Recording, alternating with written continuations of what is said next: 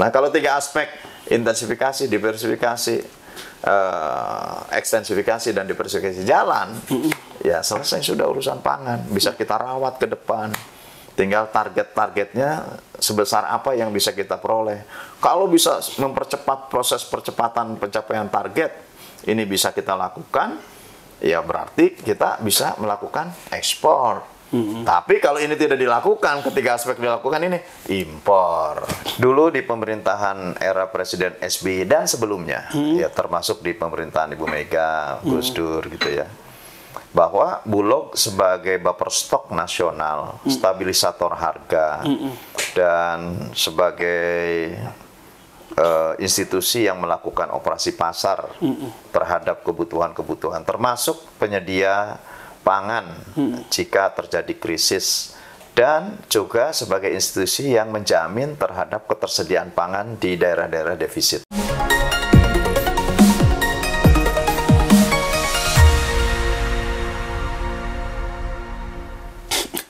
Dari gedung DPR RI Jakarta, bincang-bincang tipis-tipis kembali menjumpai Anda bersama saya, Herman Tale Daulay, di channel Tale Tries Info. Di channel ini, berbagai isu terkini yang menjadi perhatian publik dan narasumber yang kita hadirkan untuk membahas isu tersebut akan kita iris-iris menjadi tipis-tipis. Yes. Pada kesempatan kali ini kita menghadirkan narasumber yang sangat tebal, yang harus diiris tipis-tipis. Bapak Herman Khairon, anggota Komisi 6 DPR RI dari fraksi Demokrat. Yeah. Sebelumnya juga pernah duduk di Komisi 4, Yeah. membidangi pertanian, sekarang membidangi UMKM, BUMN, dan juga baru saja kembali terpilih anggota Presidium Majelis Nasional KAHMI di Palu, Sulawesi Tengah beberapa waktu lalu. Kita akan mulai mengiris tipis-tipis dulu dalam soal pangan dulu, Pak. Ya, Herman Khairon. Terima kasih sudah bersedia hadir di Bincang Tipis-Tipis, Pak Herman Khairon. Assalamualaikum warahmatullahi wabarakatuh. Waalaikumsalam warahmatullahi wabarakatuh. Di tengah kesibukan beliau masih menyempatkan mengiris tipis-tipis soal pangan. Mengingat global, Pak. Ya. Katanya perang Rusia Ukraina. Urusan pangan tidak bisa berhenti. Iya, gimana Pak soal pangan ini, Pak? Harus terus kita jalani, dan tidak bisa ada orang yang berhenti makan kemudian masih tetap survive, bisa hidup. Ya. Oleh karenanya pangan menjadi hal yang sangat mendasar dalam kehidupan manusia. Ya. Dan ini menjadi tanggung jawab dan kewajiban siapapun. Iya, Pak. Bukan hanya anggota DPR, bukan hanya pemerintah, tapi menjadi tanggung jawab kita bersama. Tentu memang kalau melihat dari kelembagaan, ya pemerintah semestinya memiliki tanggung jawab penuh untuk ini. Nah, kenapa pangan menjadi penting? Ya. Itulah bagian dari kehidupan. Ya. Dan sebagai landasan yang mendasari terhadap kebutuhan pangan nasional, saya dulu pernah memimpin Komisi 4 selama 8 tahun. Betul. Komisi 4 DPR RI, bidang pangan. Dan waktu memimpin Komisi 4 banyak sekali undang-undang yang dilahirkan. Salah satunya adalah Undang-Undang Pangan Nomor 18 tahun 2012. Menekankan? Di situ ada semangat baru, ya, semangat baru melandaskan filosofis dasarnya adalah menuju kedaulatan, kemandirian, ketahanan, dan keamanan pangan. Karena ini adalah 4 aspek yang menjadi pondasi, ya, menjadi pondasi di dalam menuju terhadap berbagai policy di bidang pangan, kebijakan di bidang pangan, bahkan menuju kepada implementasi yang dapat memenuhi berbagai kebutuhan pangan. Nah, apa turunan dari kedaulatan, kemandirian, ketahanan, dan keamanan pangan? Karena kita juga di dalam Undang-Undang Pangan 18 tahun 2012 juga mendasarkan bahwa pangan adalah hak asasi manusia. Jadi hak asasi manusia tentu ya harus menjadi penghormatan seluruh pihak gitu ya. Kenapa disebut hak asasi manusia di bidang pangan? Karena pangan harus sampai kepada tingkat individu secara cukup, beragam, dan bergizi seimbang. Nah, ketiga aspek ini tentu juga untuk menjawab berbagai persoalan. persoalan krisis pangan, persoalan kelaparan, persoalan stunting, persoalan ketersediaan, Iya, betul. persoalan keterjangkauan, Waduh. kemudian persoalan gizi, persoalan beragamnya pangan nasional kita, bagaimana terjadi evolusi konsumsi pangan nasional. Tentu ini dikupas di dalam undang-undang itu yang ya kita harus mampu menerjemahkannya, dan siapapun pejabat negara yang memiliki tanggung jawab di bidang pangan harus paham undang-undang ini. Kalau tidak, ya nanti akan kemana-mana arahnya gitu. Menyikapi soal ini Pak, krisis pangan global sama cuaca yang tidak menentu, apa yang terbentuk dalam pemikiran Bapak soal stabilitas pangan kita mulai dikaitkan dengan global Pak? Ini. Oleh karenanya kenapa kita tadi saya sebut kita harus berdaulat, mandiri dalam bidang pangan. Memang selanjutnya ada ketahanan. Ketahanan kan gini. Definisi kedaulatan kemandirian pangan itu adalah kita mampu untuk memenuhi seluruh sektor pangan. Beda dengan ketahanan. Beda dengan ketahanan. Seluruh sektor pangan harus dapat diproduksi di dalam negeri.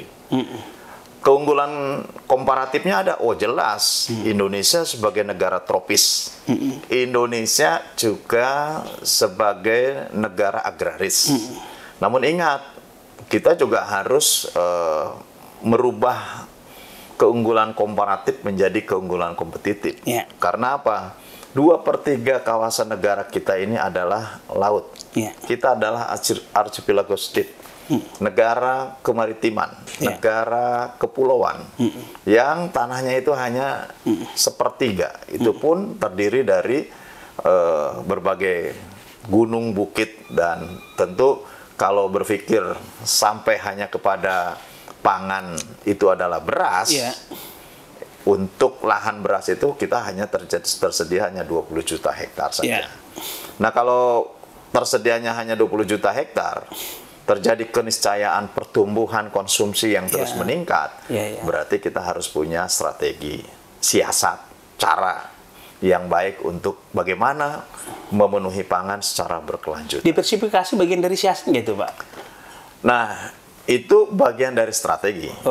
Jadi turunannya, kalau kita mau berdaulat, mandiri, ada 3 aspek yang harus kita betul-betul jalankan. Pertama adalah intensifikasi. Intensifikasi itu bagaimana komoditas-komoditas strategis pangan kita ini terus ditingkatkan produktivitasnya. Dari 6 ton jadi 8 ton 1 hektar gitu ya kan. Kalau rata-rata saat ini beras itu ataupun padi 5,2 ton per hektar, bagaimana caranya bisa 10 ton? Iya, dengan teknologi ya Pak. Bagaimana bisa 12 ton, bisa 15 ton ke depan. Lahan itu juga ya kan? Oh iya, lahannya karena itu saja.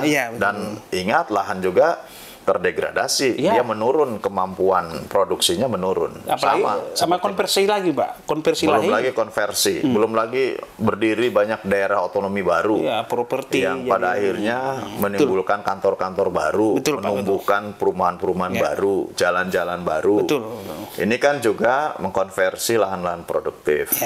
Nah, intensifikasi tentu harus kita dorong, dan riset menjadi peranan penting, dan BRIN yang saat ini mengkonsolidasikan seluruh instansi riset ya harus betul mampu untuk meningkatkan produktivitas, karena pertumbuhannya juga kita naik terus 1,4 sampai 1,5% per tahun terjadi pertumbuhan penduduk, berarti kita juga harus mengimbangi terhadap tingkat pertumbuhan produksi pangan.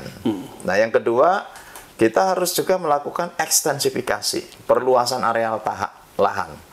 Nah, kalau sekarang baru ada 7 juta hektar, 7 sampai 8 juta hektar lahan padi, dan kita masih berfokus kepada padi sebagai makanan pokok, maka kita juga harus bagaimana melihat ke depan lahan-lahan yang bisa digarap untuk bisa ditanami padi.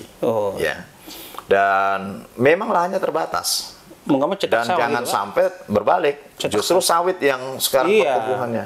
Sawit yang dulu hanya 2 juta hektar, sekarang sudah 16 juta hektar. Drastis. Jadi kecepatan untuk mengembangkan sektor pangan, justru pada sektor pangan yang itu dikuasai oleh kaum kapital gitu ya, yang bermodal besar. Iya. Padahal kalau menilik terhadap sistem ketersediaan pangan nasional kita, itu sebagian besar diproduksi oleh para petani. Iya. Bayangkan kalau sawit itu 54% diproduksi oleh swasta.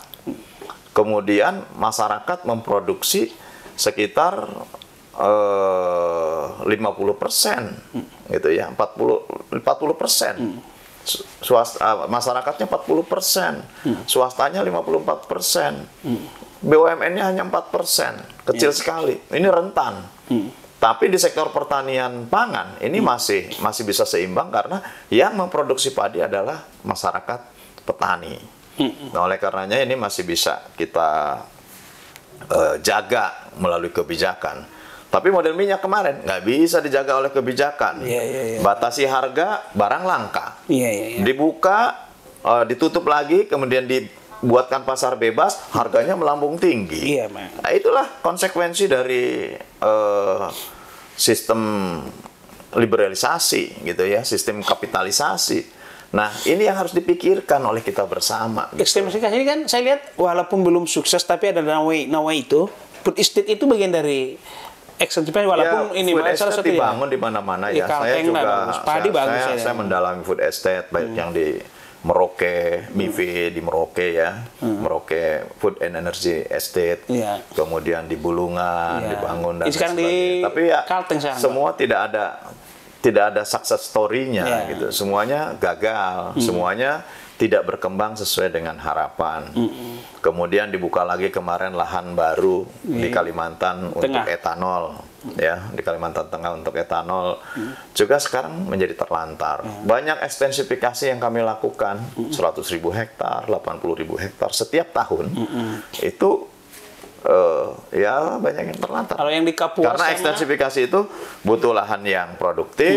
Kalau lahannya unsur haranya tidak baik juga kan tumbuhnya sedikit. Butuh air, butuh penyinaran, gitu ya. Karena kalau namanya tumbuhan ya butuh matahari, gitu ya. Butuh penyinaran. Kemudian butuh sumber daya manusia. Kayak di MIPI itu sumber daya manusianya nggak ada. Kemarin saya bincang tipis-tipis dengan Ketua KTNA, Pak, penggantinya almarhum Pak Winarno Thohir, Pak Sopyan. Kalau katanya agak lumayan lah yang padi, yang di Kapuas sama Pupis Kalteng ini, karena udah ada tumbuh. Sumber airnya, tapi katanya. juga produktivitasnya masih rendah. Ya, karena lahannya masih perlu. Betul, ini itu masih 2-3 ton. Ya. Artinya kalau tidak didukung oleh sumber daya manusia di sana itu bisa terlantar lagi. Karena di sana kan ada sumber airnya dari Sungai Kapuas. Gitu. Ya, betul. Dan bahkan kalau kita mau melihat di sekitar wilayah-wilayah Sumatera, di Riau, itu kan butuh kita dengan rekayasa irigasi. Jadi harus diangkat airnya ke atas. Betul, Pak. Dan ya banyak sekali yang harus dilakukan. Tapi yang harus dilakukan oleh negara. Kalau nggak dilakukan oleh negara, siapa yang akan melakukannya? Kembali seluruh negara ini, Pak. Ketiga dulu. Ketiga, Pak. Itu baru 2. Ketiga baru diversifikasi. Intensifikasi, ekstensifikasi, dan diversifikasi. Diversifikasi. Karena Indonesia ini kan memiliki mega biodiversity, keragaman yang banyak sekali yang sesungguhnya menjadi kekayaan bangsa dan negara. Kita dulu ingat, kalau pagi pengalaman saya pribadi, kalau pagi tidak pernah makan nasi dulu saya. Di Desa Kuningan sana. Makan lontong. Sama saja kalau itu. Makan singkong. Jadi pagi itu saya cukup dengan makan singkong, teh manis, kemudian tambah lagi cireng, selesai sudah. Kalau di kampung saya Tapanuli Selatan sana, Pak, sama Bang Kapi Siregar, belum makan nasi, belum makan namanya katanya. Nah, itu makanya. Udah makan lontong, belum makan nasi. Belum, Bang.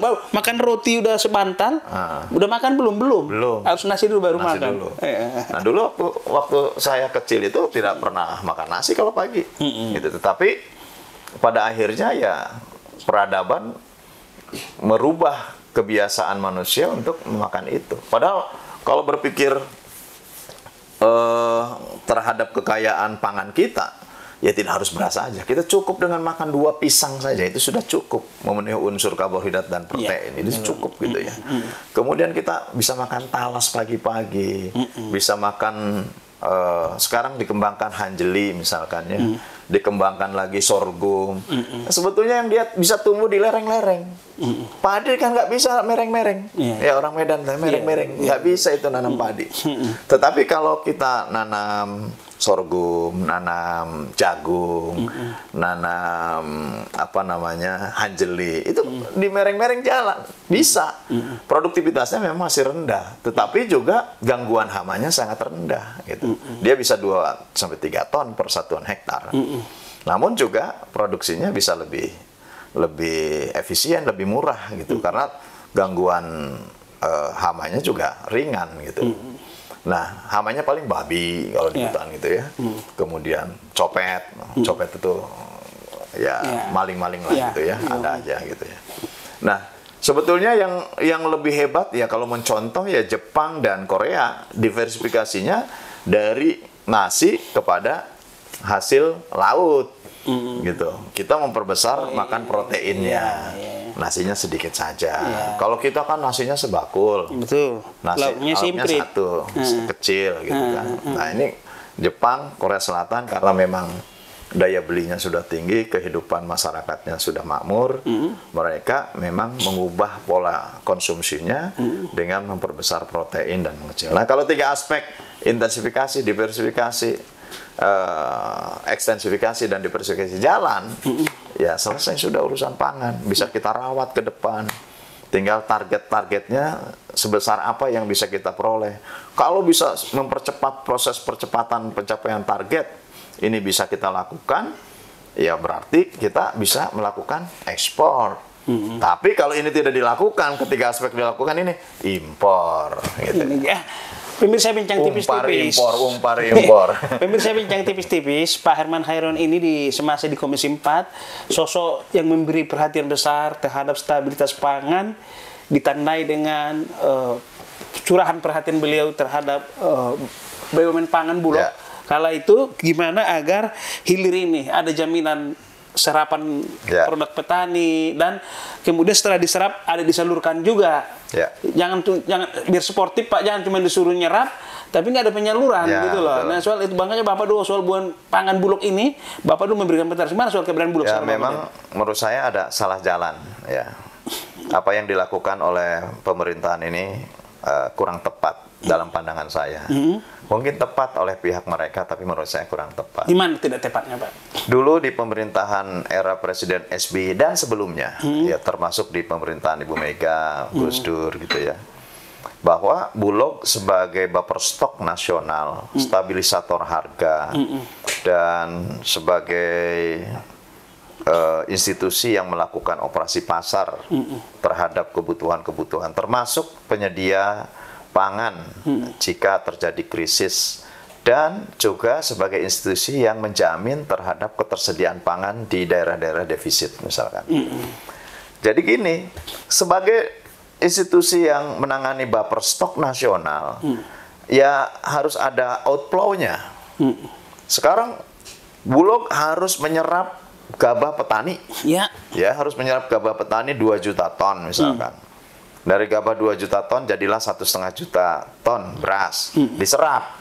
Tapi setelah diserap mau nyalurkan kemana ini? Nggak ada. Kalau dulu ada namanya Raskin. Raskin dengan berbagai kekurangannya, tentu semestinya ada perbaikan dalam sistem saja gitu ya. Tetapi ini sekarang dihapus Raskinnya, dirubah menjadi BPNT.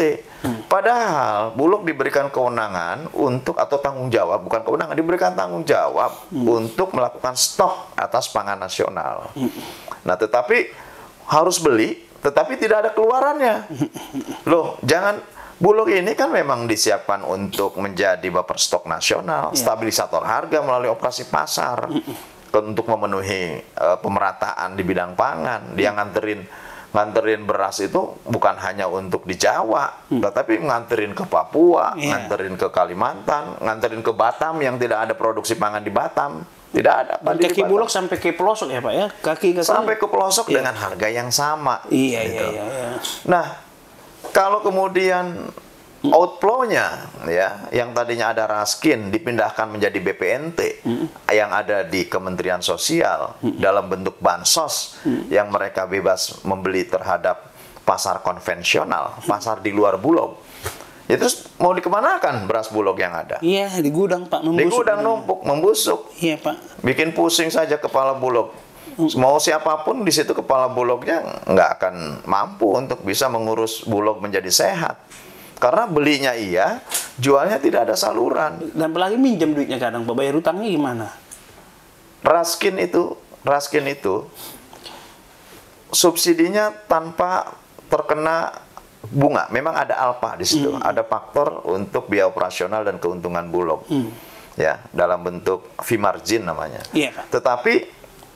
Tetapi tidak ada penambahan bunga apabila terjadi keterlambatan bayar. Iya Pak.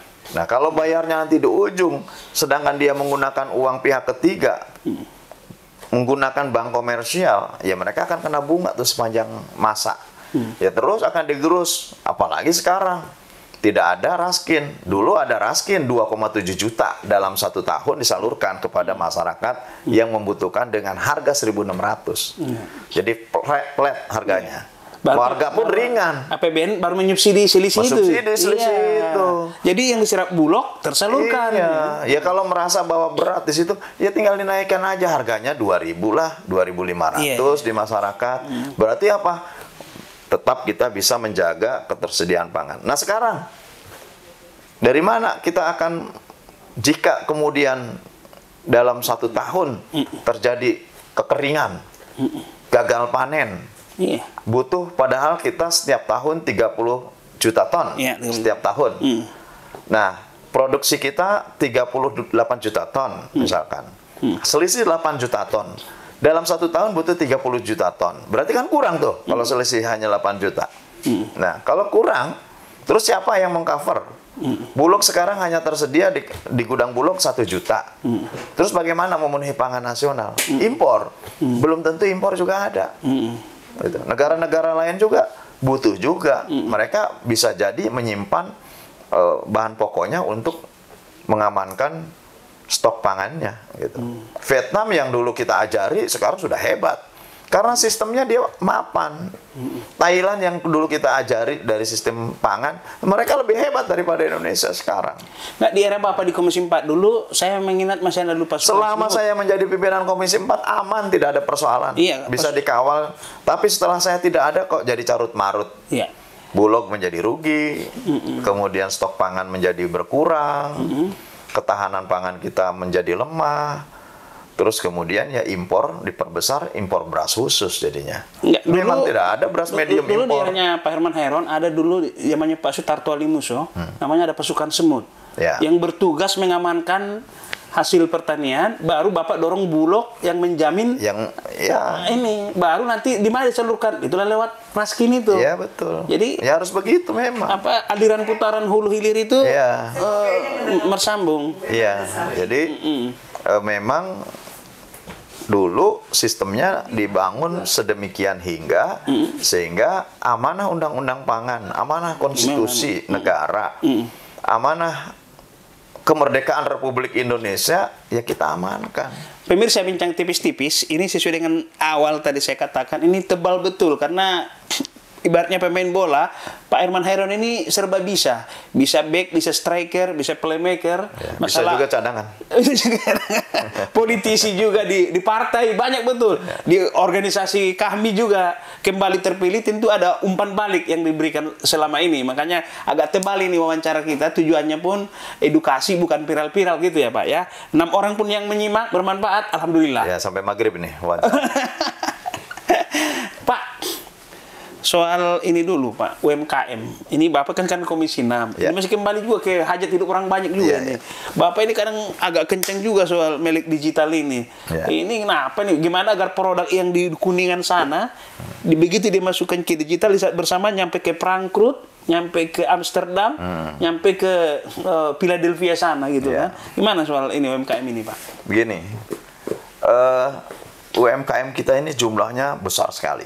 Ya. Jumlahnya sekarang itu 65.470. Kuasai data betul. Jadi jumlah UMKM itu mendominasi terhadap sistem perekonomian nasional.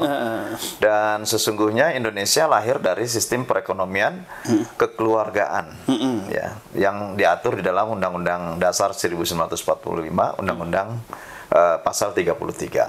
Ayat 1, 2, dan 3. Artinya bahwa kalau menganut memang kita sistem ekonomi kekeluargaan, berasaskan kekeluargaan, kemudian ekonomi gotong royong, ekonomi yang tidak ke kanan dan tidak ke kiri, ekonomi Pancasila yang tidak liberalis, dan ekonomi yang tidak sosialis. Ya, mari kita kembalikan kepada hitohnya gitu.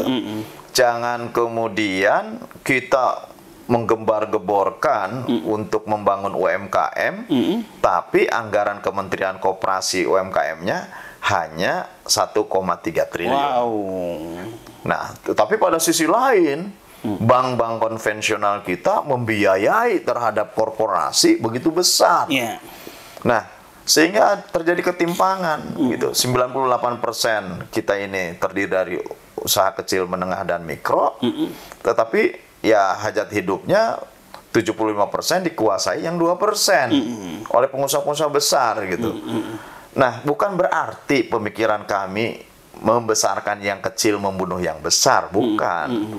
Tapi kita tetap menjaga yang besar tetap besar, tetapi kewajiban negara, pemerintah, dan kita semua adalah membesarkan yang kecil ini. Yang 65 juta orang yang 65 juta UMKM. Bukan orang. Kalau orangnya lebih bisa 100 juta lebih. Iya, UMKM. Gitu. Pak, yang 65 juta UMKM ini, kalau nggak salah menguasai cuma 30% perekonomian ya, Pak? Sementara yang besar-besar. Menguasai 98% perekonomian nasional. Gitu. Tetapi mereka hanya mengkapitalisasi sekitar 25%. Jadi ya tetap yang kecil-kecil saja gitu. Nah, ini yang harus dibangun. Kenapa kemudian saya eksodus lah, saya pindah ke Komisi tempat 6. Ke Komisi 6 karena ya saya termasuk para petani itu adalah saya kategorikan sebagai UMKM. Nelayan itu adalah UMKM. Pembudidaya ikan itu adalah UMKM. Nah, kalau secara konvensional dengan pembinaan Kementerian Teknis tidak mampu membina terhadap sektor yang sesungguhnya ini menjadi basis perekonomian nasional, maka itu saya pindah komisi di Komisi 6. Apakah secara institusionalisasi ini sudah mampu tidak untuk membina mereka, meningkatkan performance dan meningkatkan usahanya gitu. Nah, ini ternyata setelah saya dalami ya business as usual gitu ya. Ya mereka yang mampu menjadi besar, yang mampu meningkatkan omset, yang mampu meningkatkan pendapatannya, ya mereka dengan caranya sendiri. Nah, sekarang berubah dong gitu loh. Nah, adalah perubahan ya, perubahan strategi dari pemerintah. Misalkan secara kultural memang UMKM misalkan kesulitannya adalah di bidang permodalan. Sekarang sudah dibentuk KUR melanjutkan dari pemerintahan SBY. Tapi pada sisi lain bank-bank himbara, bank-bank milik negara ada Mandiri, BRI, BNI,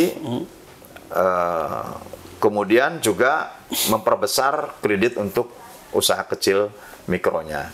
Kemudian kami juga membentuk holding ultramikro, yaitu BRI, Pegadaian, dan Permodalan Nasional Madani. Itu kemudian digabung menjadi holding ultramikro yang bisa menjawab terhadap permodalan para pelaku usaha kecil menengah. Ini yang harus dijaga oleh siapapun, termasuk oleh media, oleh praktisi, oleh kalangan aktivis medsos. Harus dijaga bahwa permodalan ini adalah untuk usaha kecil menengah.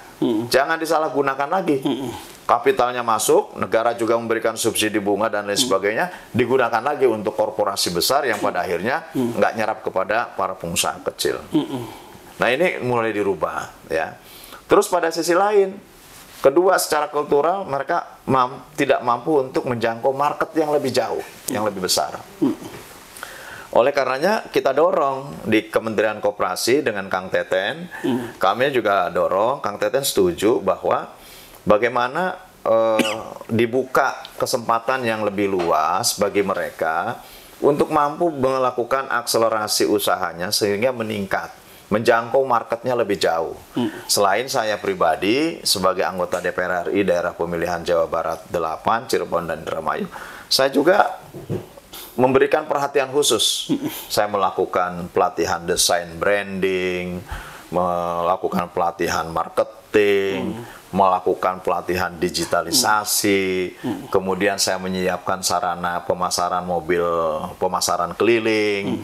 Saya juga memfasilitasi untuk mereka dilatih dari sisi kemampuan, diberikan sertifikat halal secara gratis, NIB kemudian kita fasilitasi secara gratis. Artinya banyak sekali kebijakan dan saya kira memang ini yang harus kita kawal betul sehingga entitas usaha kecil menengah ini dan mikro betul-betul bisa terlepas dari berbagai situasi masalah kulturalnya dan dia bisa melompat ke jenjang strata yang lebih menjamin kehidupan masa depannya. Berarti soal pemasaran ini juga ini ya Pak, di hilirnya ini Bapak memberi perhatian besar saya lihat soal digitalisasi pemasaran UMKM ya. ini. Contoh, ibu-ibu itu membuat keripik, keripik pisang. Saya mendatangi tempatnya, ada di sebuah desa di Kabupaten Cirebon, di Matangaji namanya. Saya datang ke sana, kemudian saya disuguhi keripik. Kok enak sekali keripiknya. Tidak kalah saya dengan keripik-keripik yang ada di outlet-outlet gerai modern lah, ya saya beli. Tidak kalah. Enak ini. Tapi plastiknya masih plastik lama. Oh, kemasan. Ya? Jualnya kemana, Bu? Jualnya hanya kepada pasar di depan sana. Jualnya hanya ada orang datang ke sini sambil lewat. Berarti apa? Dia ya size jualannya segitu-gitu aja. Pendapatannya segitu-gitu aja. Padahal setiap hari kan dia dihadapkan kepada situasi ekonomi yang penuh tantangan. Harga-harga naik, transportasi naik, BBM naik saat ini, bahan-bahan dasar naik. Nah, kalau segalanya naik, resikonya adalah pembeli mulai berkurang. Kalau pembeli berkurang, berarti omsetnya menurun. Kalau omsetnya menurun, berarti kehidupannya semakin menurun. Nah, oleh karenanya, coba kita bantu. Tahun ini saya juga membuat rumah kemasan. Rumah kemasan. Supaya apa? Yang tadinya pakai plastik dibungkus karet, nanti pakai bungkusnya lebih baik lagi. Gitu. Dan saya ingin bahwa ada nilai tambah. Ada added value dari produknya. Yang tadinya sekilo dia jual 200, bukan kemudian kita sekarang jual menjadi lebih mahal 500. Tetapi atas perlakuan kemasannya, atas perbaikan kemasannya, perbaikan good processing practices-nya kita ikuti, ada halal, ada mereka juga kita berikan nomor induk berusaha ya NIB, halalnya kita fasilitasi untuk dia bisa. Nah artinya mulai menjadi bernilai gitu. Yang dulu sekilo 200.000, sekarang bisa 400-500.000. Dan bisa pasarnya bisa dipesan orang lain. Pasarnya bisa lebih ekspansi, lebih ekspansi. Iya. Terus kita ajari bagaimana dia menggunakan digital yang utamanya sekarang adalah yang masih umum, misalkan Instagram, Facebook. Itu dua media yang bisa digunakan untuk market. Mereka udah jago-jago sekarang, udah saya ajari. Ini kiprah Dewan tampak sepele, tapi ini sangat berbobot amal jariah ini, Pak. Jadi kemarin saya bikin pameran di Radar Cirebon, dia mengatakan memang yang datang ke sini jarang, Pak. Tapi omset kami meningkat melalui order melalui medsosnya dia. Sama digital semua ya, Pak. Melalui medsosnya dia. Nanti artinya anaknya yang tadinya bisa nggak kuliah jadi kuliah. Nah, Bapak nanti dapat ini situ, dapat amal jariah, Pak. Ya, kita sih tidak berharap apa-apa ya. Yang penting mereka maju, mereka berkembang, mereka bisa menyekolahkan anaknya. Rasanya sudah tenang. Saya ada makna dalam hidup. Iya, bukan hanya BUMN besar aja yang ini, Pak. Oke, pemirsa bincang tipis-tipis, ada dua lagi yang mau kita iris tipis-tipis dari Pak Herman Hairon. Satu masalah Partai Demokrat yang kemarin nomor siap 14. Yang kedua masalah Maji Nasional Presidium kami. Yang mulai dari Partai Demokrat dulu, Pak. Soal Partai Demokrat gimana, Pak? Menatap 2024 ini Ya, saya diamanahkan. Kepala BPOK. Saya diamanahkan oleh Ketua Umum sebagai Kepala BPOKK yang tentu tugas utamanya luas dan ya berat gitu. Tapi ya harus kita lalui ya. Kita harus lalui. Ini adalah tugas tanggung jawab yang saya harus emban dan saya harus sukseskan karena ini merupakan amanah Ketua Umum AHY yang diberikan kepada saya. Nah, pertama ya sebagai Kepala BPOKK saya harus menyelesaikan musyawarah daerah. Alhamdulillah musyawarah daerah di 34 provinsi sudah selesai. Tinggal karena ada pemekaran daerah otonomi baru di Papua Barat, yaitu Papua Barat Daya dengan Papua Pegunungan, Papua Selatan, Papua dan Tengah. Papua Tengah. Ini yang segera akan ada keputusan untuk penunjukan ketua DPD definitif ya, dengan pengurusnya nanti tentu harus disusun.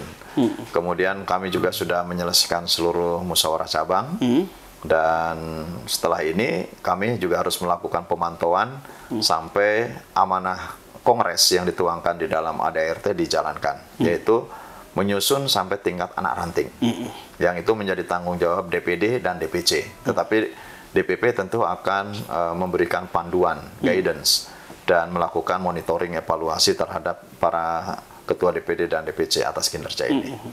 Yang kedua, tentu sebagai partai pasti ada target organisasi yang harus dipenuhi, yaitu ya kita bisa menang, targetnya ya harus setinggi-tingginya, menang pemilu 2024, menang Pilpres 2024, dan menang Pilkada 2024. Jadi ada 3 misi yang tentu dibangun dari konsolidasi, kemudian peningkatan kemampuan para personil, dan bagaimana untuk kita sama-sama melakukan gerakan sampai kepada tujuan bisa tercapai.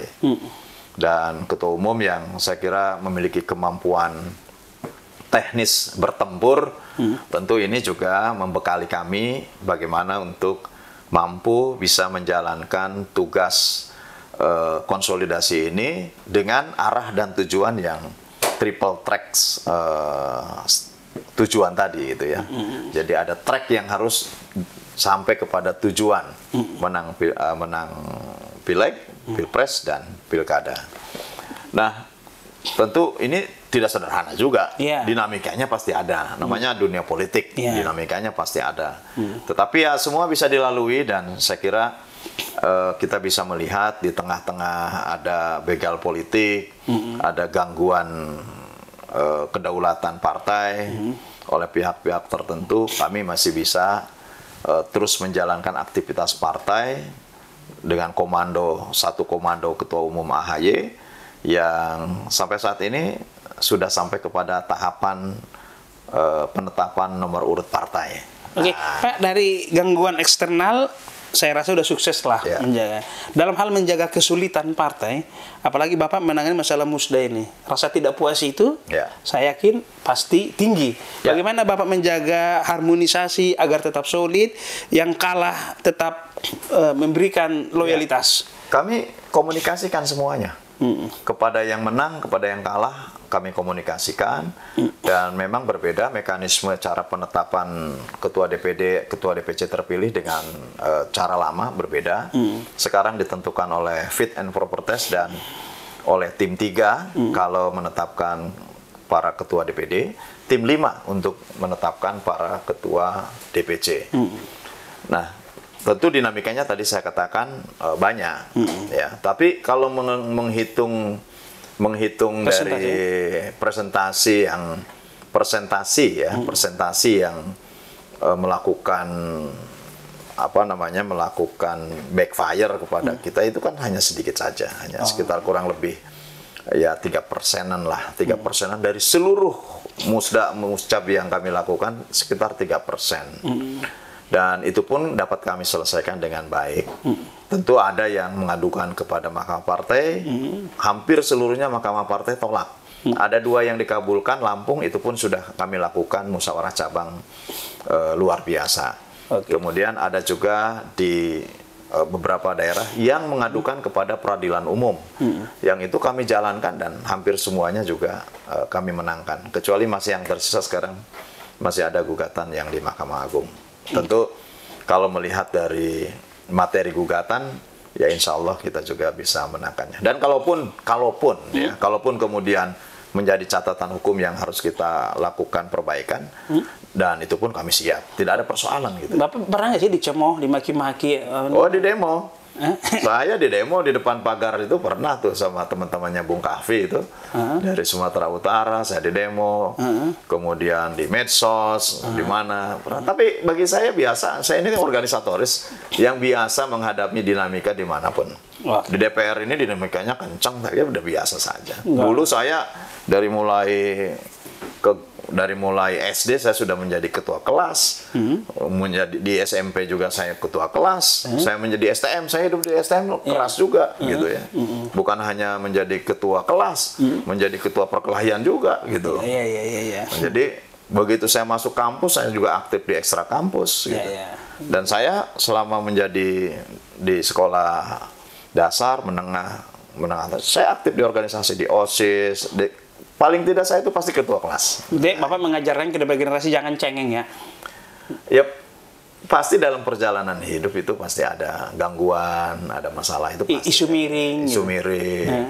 Pokoknya kita di isu miring kan, dibully, di apa. Ya biasa saja. Nanti sering juga badai pasti berlalu. Intensitasnya sering nggak apa cuman jarang? Oh, sering, dan keluarga terganggu. Terganggu ya keluarga ya, nggak nyaman juga ya. Anak dan istri saya terganggu. Anak-anak bahkan nggak nyaman kuliah dalam negeri, inginnya keluar negeri. Tapi saya paksa tetap di dalam negeri aja. Oke, ini tipis-tipis terakhir soal Bapak terpilih menjadi presidium kembali nih Majelis Nasional KAHMI. Tentu kan orang memilih kembali karena ada sesuatu yang positif di pertama, yang kedua itu feedbacknya bagus gitu loh Pak. Nggak mungkin, apalagi kapasitas orang HMI itu kan intelektualnya dan rata-rata Pak. Nggak bisa kita pakai kata-kata saja kalau nggak ada kiprah. Gimana Pak soal ini? KAHMI ini, wajah baru KAHMI ke depan. HMI itu kan lahir dari idealisme ya. HMI lahir dari idealisme. Kita bicara dulu HMI. Dan kalau melihat kelahirannya HMI itu tidak beda jauh dari kemerdekaan. Saya meyakini bahwa lahirnya HMI itu sebetulnya sejalan dengan pergerakan menuju kepada kemerdekaan. Karena tahun 45 merdeka, 47 lahir HMI. Sama ketika lahirnya KAHMI. Tahun 65 terjadi gejolak politik nasional, tahun 66 lahir KAHMI. Artinya bahwa kelahiran organisasi ini adalah merupakan jawaban dari berbagai tantangan yang terjadi dalam masalah bangsa. Dan bagi HMI KAHMI sebetulnya tidak bisa lagi dikotomikan gitu, karena bagi HMI kan jelas dari awal bahwa HMI itu mengedepankan keislaman dan keindonesiaan. Jadi dua aspek yang tidak bisa dipisahkan. Maka itu kalau HMI akan dikategorikan radikal, ya nggak bisa. HMI bagian dari perjuangan bangsa kok gitu. Bahkan pendirinya Bang Lafran Fane ditetapkan sebagai pahlawan nasional. Artinya bahwa organisasi ini memberikan kontribusi besar terhadap bangsa ini gitu ya.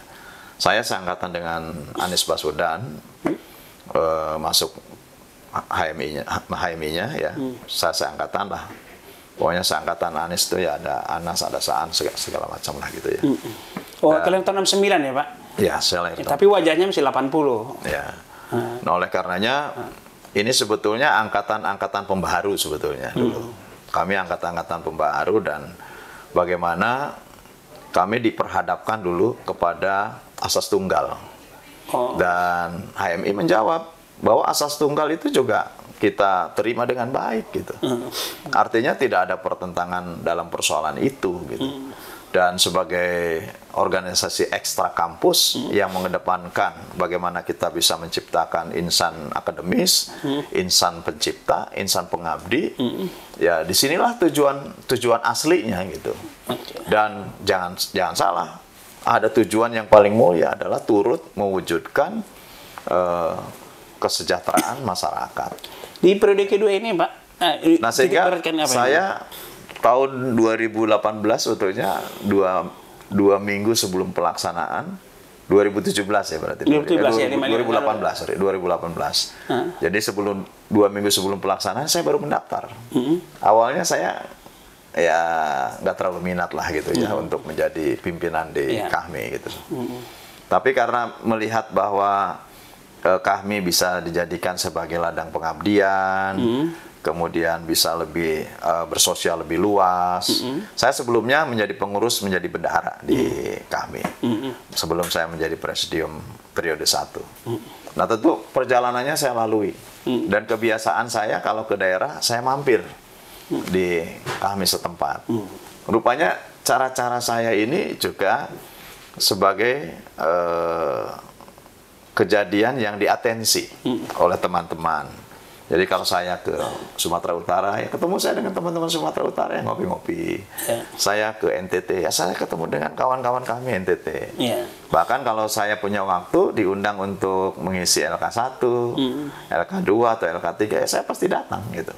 Dan saya memberikan materi, ya siap-siap kalau namanya di HMI kami, ya siap-siap kalau diundang ya harus membiayai sendiri gitu ya. Karena kita memang sebagai organisasi yang yang memiliki rasa kekeluarganya tinggi. Ya, kita ini rasa kekeluarganya tinggi. Kadang-kadang abang adek ya pasti adinda kakanda gitu. Tidak mengenal kasta gitu ini kan. Nggak ada usah pembiayaan gitu mungkin Pak ke depan lebih ini. Ya kalau itu kan tanggung renteng lah kalau itu ya. Kalau itu sih patungan-patungan sudah biasa lah. Sebagai organisasi yang terbentuk bukan reorientasi terhadap pragmatisme usaha dan lain sebagainya, ya tentu kita tetap memposisikan di dalam sebuah organisasi yang kemasyarakatan gitu ya. Bagaimana kita membantu dan menjadi KAHMI ini kan karena HMI. Sehingga yang paling penting bagaimana membina adik-adik HMI ini tetap tumbuh, tetap kritis, tetap bisa menjaga idealismenya. Kemudian dia mampu untuk bisa beradaptasi terhadap berbagai perubahan dan dinamika situasi bangsa dan negara. Demikian bincang tipis-tipis dengan Pak Herman Khairon, anggota Komisi 6 DPR RI fraksi Demokrat dari Dapil Jabar 8 meliputi Indramayu dan Cirebon. Assalamualaikum warahmatullahi wabarakatuh. Waalaikumsalam.